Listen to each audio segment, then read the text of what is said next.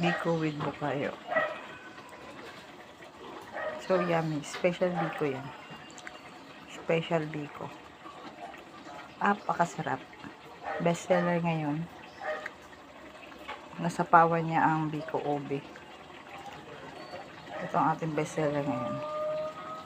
Bukas may luto tayong biko ube de yema. Ngayon yan. Masarap yan. May latik yan. May buko. Ay, diba? Bukayo nga eh.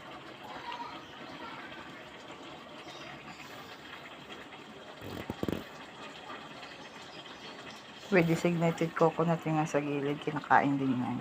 Pwede siyang lagyan ng arts. Kung gusto niyo.